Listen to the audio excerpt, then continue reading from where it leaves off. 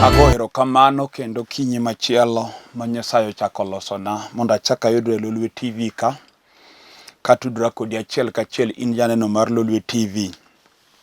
En okinyi maber mar Jumapili ma Nyasaye osechako timo kendo mondo achak anwang'ra e TV mar Lolwe mondo wachak watudre kodi ka wawuoyo kuom wach Nyasaye ma Nyasaye osemiya gokinyi ma kawuono. En thuolo maber ma Nyasaye otimo, omiyo akwayo ni ka oni odi kanyo tikaw thuolo mari gokinyi kendo mondo ibed piny mondo wachak wapuonjre kendo wawinjre wach Nyasaye ma Nyasaye omiya kawuono kendo. Bang'e ang' walam kodi Nyasaye katieko kuom wach manade ma chunyi kata ngimani kale gokinyi ma kawuono. Ang'eyo ni en Jumapili, seche moko in gimipango ikori idwaro dhi e lemo, to thuolo matin ma an gi studio ka akwayo ni bed koda mondo wawinjre kodi kendo wapuonjre kapok iwuok e odi kanyo. Nyinga an Bishop William Abol, an jalego Murmalanga e piny Siaya County, kendo sani adak e piny Nairobi ka. Nyasaye omiya thuolo ni mondo mi wachak wasom kendo wawinjre. Adwa ni kaw muma mondo wasom kodi muma mar tich joote ma kawuono adwa nasomie. Muma mar tich joote 27 achake matindo 14. Kanyo mantie wach madani mondo wawuoyi gokinyi ma kawuono. Kaw mumbi mondo wasom kamoro achiel. To bang' kinde matin, yamo mar ahiti miluongo ni Urakulo nosieko nigi moa Krete. Notamo yie muomo mi yie ok nyal wuotho kochiko gotir. Omiyo ne waweyo yamo oterwa. Ka yie noringo e tiend chula moro miluongo ni Kauda.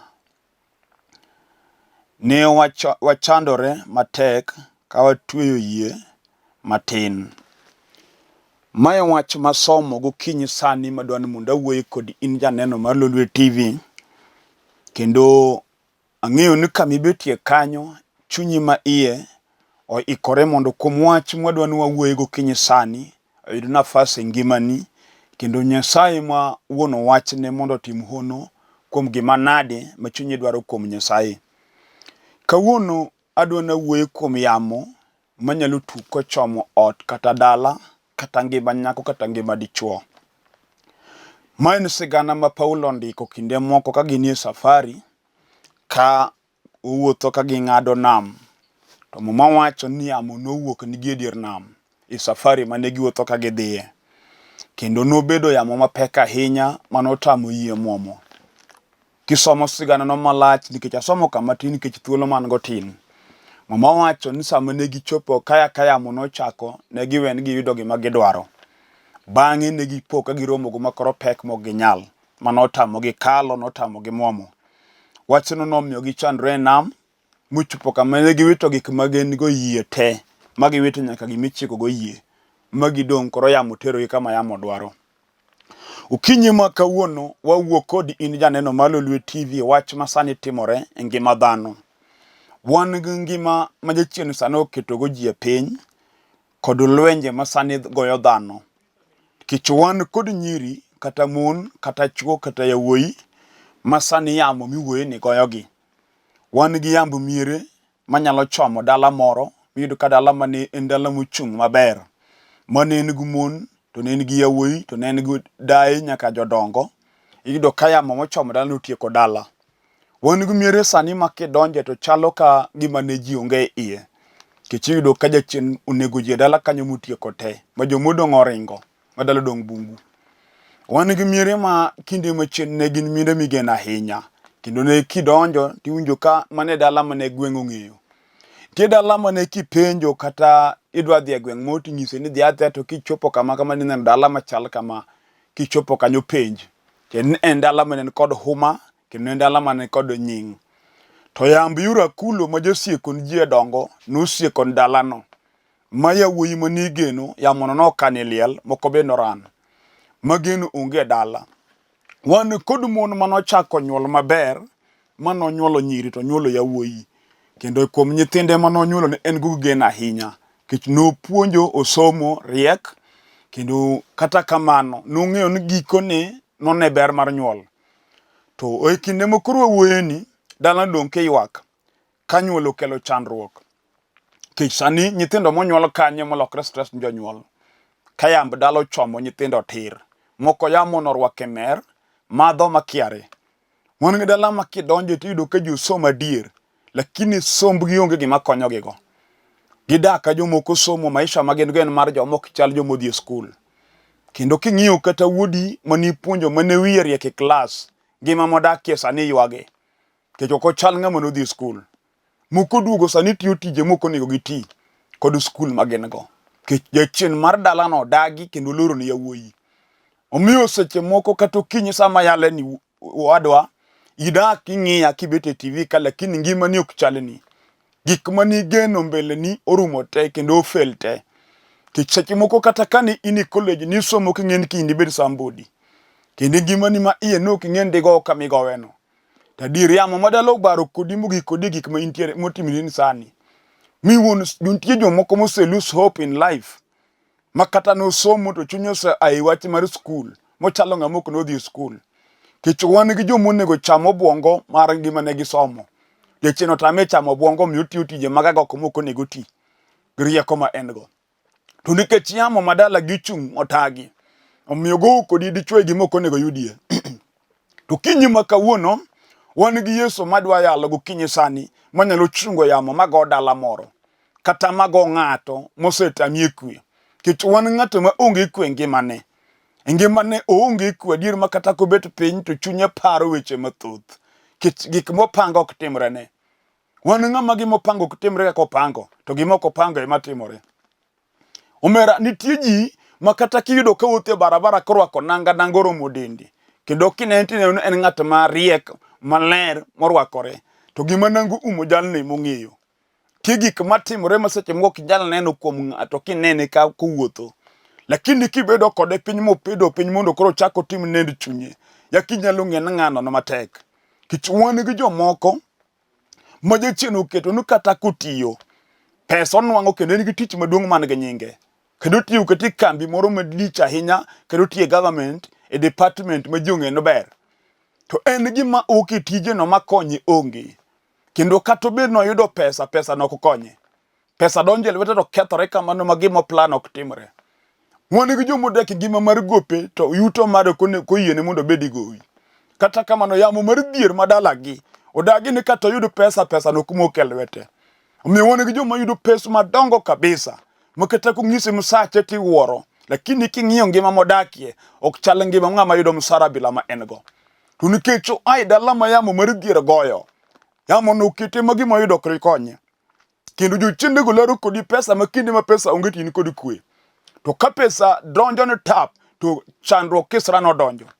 Wan gi udi ma jachien oyien dhako go dichuo mondo obed gi kwe ka gionge gi pesa. Kapok msara onwang' to ji ng'ene gi kwe ji plan weche ma gidwaro timo. Gigo mbaka ma ginyier ma giwuo ma gilos. To sama pesa odonjo ne tap pesa donjo go lweny. Sama pesa odonjo kora ka dichuo wiye neno ka gima dhako en go wiye tin. Kendo wacho ni mae dhako ma pache tin. Odhi dwaro ma pachgi dongo oko. Miyudo ka churi sama pesa nitie to onge ot ok inene. En na gimunebo mar ani tich kama mar adhi kama. Temni raha mar piny. Pesa rumo te koserumo to duogo. Kuduogo ko pesa oserumo to koro muole kabisa. Chalo paka. Nindo mos onge wach. Mano jachiend dhier modak kuom dichuo no modagi ni gima onyalo konyo kolos. Omiyo sama pesa nitie to ger ka polis. Kendo kwiny ot moko dwar wach. To ka pesa oserumo koro koduogo koro neno malich ahinya. Mano jachien machieni. Mano yamo mar dhier magoyi. Odagi ni gima inyalo timo onge. Omiyo yawuoyi odak maber Nairobi kata Mombasa kata Kisumu kata Eldoret. Iyayudo ka ng'ato odak ka DC. Kendo ode lich kama odakie en kama iwuoro. To kama odakie no gima jachien oketego en gima ichamo. Hand to mouth. Kendo nyalo nyiewo TV maduong' mokete ot. Lakini gima onyalo konyo nyathine kiny jachien otame no kolos. Makato tem no timo investment moro to kisran wuok magino kal kamano. En jachien mok dwa dongo mari. Kiluwo gino mos seche moko en gir dalau. manotamo baba ni baba nutiyo mo retire kage maber moweyo manyathine do kwan onge. Seche moko baba ne tiyo tich maduong' man gi pesa to gir dala unotame manutiyo mogo monge gi maber bodogo dala. Usepna katibe king'iya kibet sani in kapango to ne hiki medore nyithindo be medo bedogo. To gimoro madong' minyalo nisiemo ni nyathini makata sini ka gimoro timbre ni tho to nyithindi go nyalo chwel wetegi makonygi onge. Keje chid dala umar dhier no okdwar gi maber odagi mano yamo magoyi ochung'i ngimani otamore gimaber mobiro lweti moketho odagi ni gimaber ok bed e lweti. To wan gi Yesu mawuoyo kuome gokinyi sani mowacho ni kinde moro ka en yie ka yie ng'ado ka yo chomo loka to noninde pier yie chien to jopuonjre tayo yie ka dhi e nam e kayamo maduong' notugore mondo go yie mane Yesu idho. Sama nochiew Yesu e pier yie ka Yesu chung Yesu nokore yamo yamo ling. Okinyi sani nitie Yesu minyalo luongo e ngimani mondo chung yamo madalau. Nyako yamo moketi mamiyo in iyudo wuoyo go e wach dak. Kendo uchako maber ko plan ga ng'ato kaka onego pang kaka udhi dak. Mutim weche te, mu plan weche te, mu pang nyaka dwe gi higa mudhi kendo ruye. To kodong' dweche ariyo to udhi dak to kisran betie mu chwanyru mu weru. Omiyo in ngimani te jomosedwari onge mogogo go kwe. Omiyo nyiri mambese ni osedhi tedo in tedo tamore. Mano kujalisha jachien kata in go pesa kata riembo gachi. Jachien nyalo yiene riembo gari lakini dichudo tami makendi. Inyalo daki ot maduong' mar nengo lakini dicho manide odno oge. Jachien odagi mar yamo madala matamo go ni dhi tedo. Ogo kod nyiri mathoth matide gin single mother nyaka jomoko nego dak kendgi. Wigi nyithindo mipidho mawegi be pod ngima. Ipidho nyithindo in go odi kanyo to nyithindi go wegi gi ngima. Lakini gin joma nyuolo kodi to wegi nyithindo. Kech wan gi nyako jachien oyiene yudo mana jok mamiye ich mano to kokos lakini ng'ama kende to onge. Mano jachien mochung' kodi magoyi. To kinyisa na yalo Yesu ja Nazareth ng'ato nyalo chungo yamo magoyi no. Kata en yamo manogojo dala umanyiri moko nogo ogo ko ike tok dala. Moko no ikaburini kaka matergi onge. Ini biro baro kodi utami yudo odi. Yesu nyalo timo ni maber. Machak loch ni mi yud kari. Momo wacho ni yambo yura kulu no tuk ni jogi edir nam. Yamo nyalo tuk ni nyar ng'ato edak. Edak manyi chako kop nyuomi dhok dabal. Kanyo churi odhi ka nyomo. Manyo welo bet dala kiwacho ni rwako wendu Meri. Ya kanyo chako dak barusu nyoriu. Makek nyo ng'ad ji nyo miel. Ko wacho ni koro Meri oyudo dichuo. Kora kaya moja biro ni jachien obiri dak mari. Dichuo manyo riwo garus manyo heri kabisa. Sani chunyo kudwari. Kendo nini kataka koneni kechiege. Obaro donji chode adier mibeni ng'eni chori chodo. Kendo chodo moko deo be okobadhe. Onge gimo chande. Ke jachien mar yamo madele wodagi no kedag dichuo go kwe.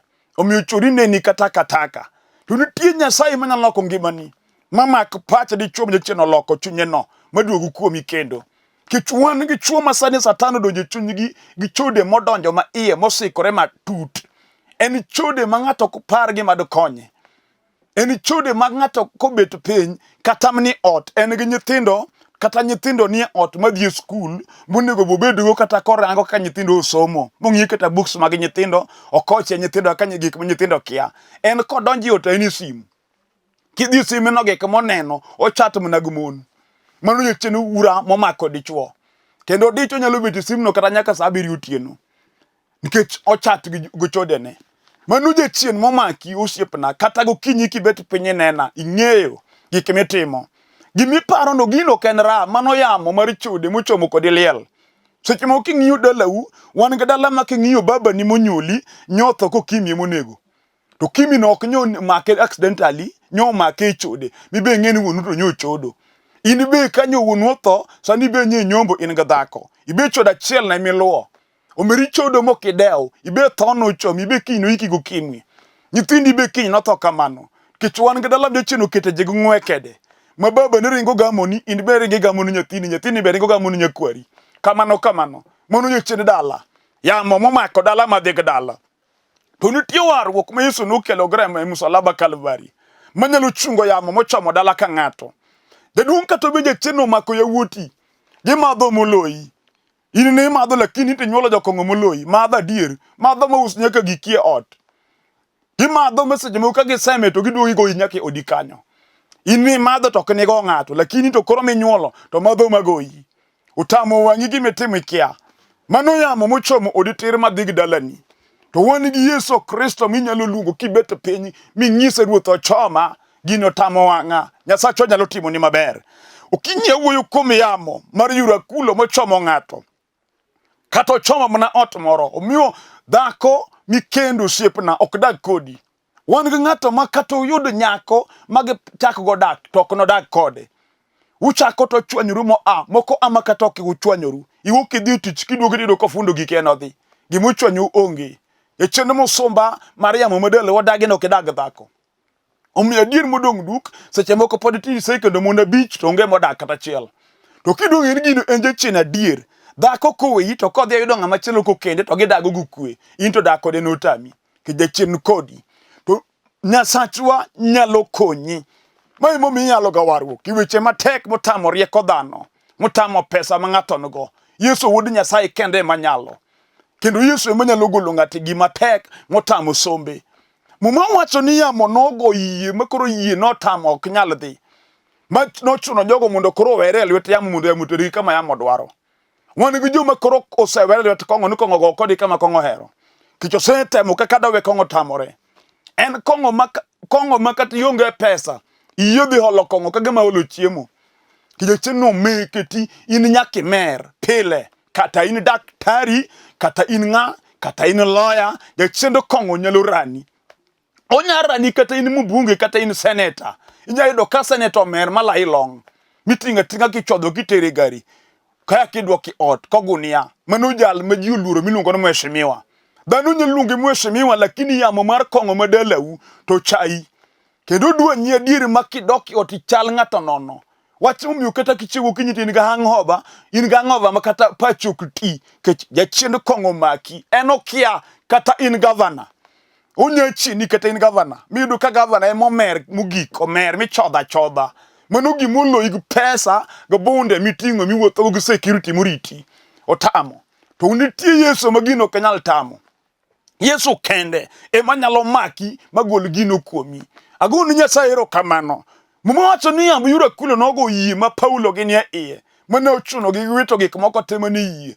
Wan gi joma yamo sego mu lose everything. Wan gi dhako ma yamo dalo goyo mu wito nyithinde temo nonyuolo. Odong' ka dhako moko nonyuol. Kaya mama dalo nego ne nyithindo, unego nyithinde mutieko. Wan gi dayo ma nyithinde manonyuolo iko te kapod ngima. Odong' ka dhako moko nonyuol. Nyikwaye moko emodong' ka tuge laru. Ma bende gin nyithi kiye. Nitie Nyasaye manyalo chungo yamo mar tho mochomo dala ni tir. Okinyi makawuono kiwinja musi nyalo go kwan ngimani te wachne dier kiwuoyo to gini tema. Yamo ni goya dier. Kich wan gi ng'ato majachielo oketo ni konwang'o tich to koti. Bang' muda matin kichak en michunge tich. Moro be tije chire gi tich. Ong'ama osomo man gi certificates mabeyo kendo nyalo yudo tije madongo. To tiyo dwa chielo to chiro we tich kamano. Gima golege tich bendo kia. Awa tich ng'ato mombe bedi koro seloso kata pesa mama dhi konye. To kiluwe mos to onge. Chunye chida. To we tich kamano. Mano yamba dalagi. Modagi no oko settle. Odagi no kotim gima kinydo konye. Adier gino chung kodi chungo kikwano kuonde misewe tich gin kuonde malich ahinya. To gima ber men gi lweti bende onge. Kech yamo madala wotamre. Gino timo kata mine moko. Nitie dhako ma kokende to kodag dichuo muda matin chunye chido gi dichuo. Ma eno ayama kata okoriembe. Mano gimodak kuomi. Kata ka ng'ato wuoyo kode gidwan gidag to chunye tata to chunye chido gi ng'ato to weyo. Mano gima timi. Kawuono nitie Nyasaye mukete studio ka mawuoyo kodi gokinyi sani. Ne yamo magoyi no kamolo ka kogoyi. Nyasachwa nitie mochungo yamo. Man gi teko gi loch kod nyalo. Manyalo golo ilwet gima timi no. Gokinyi makawuono. Kata obedi chode momaki dhako. Kich wan gi mon moko ma chode sembo. Makato kende en chi ng'ato. To pod owuok e odo choda. Obendo ken hero ne chunyo gombo mondo chod. Lakini gimuda kikuome, muda kichunye. Chune kod chode. Miyudo ka udi kethore nikech choti. Mano semiyo riembi miere moro kokendi ti riembi nikech yudi kichodo. Ibendo ken hero ni makata kipiny wach ni bende kia gima timi.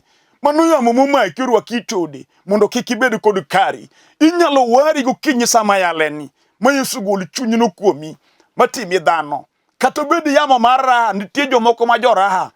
ma jomiel ma kama thum nitiyo kobare kata en dhako manie ode yude klab moko mokonego nwang'e ka jachino gole od tere miel kata ng'ama duong' Nyasachwa nyalo kechi ukinyi manyale sani kech nitie teko kuom nying molo nying duto nying Yesu Kristo ma Nazareth. Muma wacho ni yamo nogoyo yie ma yie okoso mwelekeo manyaka jochik yie bende duogo ol. Wan gi yamo mogo dala manyaka jonyuol mag nyithindo ol magiwacho ni po ana ol nyithindo gi oroma. Nitie jaduong' moko ni nikech nyithinde monyuol nyithindo mi stress mi onge kwe adier kata kibet piny isiru lembi dhero nikech nyithindo minyuolo oromo wi adier oromo mi gombo lal mondo idhi dak kata piny moro mondo kik ne nyithindi gik magitimo ket gik matimre nyuolo mari ma ikwe to Nyasachwa nitie manyalo timo ni ng'wono kata chunyi ol nitie Nyasaye manyalo timo ni ng'wono machak chang dalani machang nyithindigo kata ne gisomo to giduogi bet ni e ot nitie moko mani puonjo ikindeni mani tiyo koro nyiri ta kiwen nyithindi mi puonjo koro nyalo konyi koro giduogi bet ni ot kanyo onge madhi tich ini magi mi stress gikie magi ketho onge gima ber miyudo kuom nyithindo mani puonjo. Nyasachwa pod nitie weluor chunyi bende wetho bed jachir bed gi yiewa kuom Yesu kich onge gima tek matamo Nyasaye kata jachino go bura kata anyuola wuoyo kuomi kich wan gi dhako kata dichuo ma ji gone siboi wacho no sungore koro wane seche moko nyithindi mani geno mane ineno ka joma riek janyuolo an gi piny obed jomoran omiyo joko mani chayo imatindo chayi joma noluori tindo wuoyo ni ka nyethoni kech gineno ka gima kori moko onge geno kami gikieno Nyasaye pod nitie manyalo goli kanyo machwali mbele ma lake jonyiero mba jonyiero ling' thi Nyasaye nyalo onge gima tamo Yesu kata ibedo dhako manochako dake maisha maber ngima mane dake ne ngima man kod kwe ahinya kendo ne uchako dak ka mwandu ni e lwetu mwandugo ne ukonyogo ji nyaka nyithindo mane upuonjo tinde tiyo tije madongo joma ne ukonyogo tinde dak maber to chien yore noduo kethore ma tich no kobet e lwetu kendo joma ne ukonyo mane upuonjo ema tinde lokre uchayou ema tinde janyi kendo ema tinde ok dewi tiwinjo nitie Nyasaye ma jaduok geno kama geno onge manjalo chako akodu malo kendo maduoknu geno ma jomo chayou chak luoru nikech Nyasaye nitie. Muma wacho ni yamo ni nogo jogi e dier nam ma yie nokoso mwelekeo kama yelo ma kono ne giduogi sarenda nitie lweny kata yamo manyalo go ng'ata mi sarenda munadi makata go kije sani nene TV ka Mose sarende wacho mar dhi tedo wacho ni an olok kenda kech gi Mose romo tedo eni mung'eyo kano chako mokungo romo gimo kia kochako dhi otemo kama chielo oromo gima otamo wang'e mae nowere sani ok kenda magide mon matinde wacho ni kendi tin sani ok ti kech piny ochung' kode chungu jachendo dagi tiwinjo kamino no kisarenda no ndiye ma Nyasaye nitie Nyasaye manyalo raon ng'ato kendo nyalo mako ng'ato ka piny odong' kode Nyasaye ma jabira chien ka jinyiero ka jigo siboi ene Nyasaye manolimo dala gi Lazaro ka jachien osenego Lazaro mokane liel ji wacho dala gi Lazaro rumo kendo ka gineno Maritha gi Mariam gineno kama go jok mageno onge kuomgi kech mago agogni lo dong' na nyuola sama ne ginyier dala ka giwacho no mwandu dong' nigi eka Yesu nobira chien ka konyalo biro dala ni kanyo ka piny wacho dala dong' kodi sama kodi wuoyo kodi dhaki di dala no ko chayi seche miyo chien no tamini kata kiting'o nyathi ito nego mise bedo dhako mok pir nyathi tiende makoro je nyiero no sai ma sa Nyasaye nyalo biro niye Yesu nobira chien dala gi Lazaro ka ji osewacho no rumo kendo ji osendo kaka ma onge to Yesu kobiro gima ok nyalre ma nyalore ka Yesu donjo gima jatien ne ketho ema Yesu loso sama no donjo dala gi Lazaro yudo ka Lazaro tho no chiru Lazaro modoko Lazaro ngimane jokomo ne paro ni Lazaro rumo no neno ka Lazaro chako amalo mama kata ji nini ka dhako morumo nitie Yesu moketa monda wuok kodi sani en onyalo ani malo onyalo mako lweti onyalo duoko ni geno kata dichuno osechayi moya nyiwacho ni weche mayinyo chunyi kendo ok obadhe gik muwacho ni wacho ko dhil kendo chunyi odhil Nyasachwa nyalo chako animalo sani maduok ni geno awuoyo kodi kati tuo ma ji neni ka ng'at machiegni go tho winjo ka chi wacho ni mar ng'ane to wawe kinde gi Nyasache ukinyi sani Nyasaye nyalo changi tuo mineno no kamini tie miwinjo ka dende letno yie sani gokinyi kech Nyasachwa chango tuoche motamo rieko dhano kata ini ward ininde pien dende late ukinyi sama yale ni yudiye ke wabro lamo Nyasaye maja chang manyalo changi kata jachino tami ni onge gi miluwo ma chope gikone kata jachino tami dhi tedo minwa nyiri wete ni dhi tedo intedo tamore kawuono wadola mo kod Nyasaye maja yawo kati manyu tich jok manu somo go saidu tich tiyo into tich imanyo to kinyal nwango kawuono doni yudi yin ke chadwana lam kod Nyasaye maja yawo kata ben jachino tami gik mi plan ok timre kawuono nwangiye wadwala mo kod Nyasaye jaduongi dala ni kanyi ngegi kamechen timo mama nyithindi mjechen roke kongogi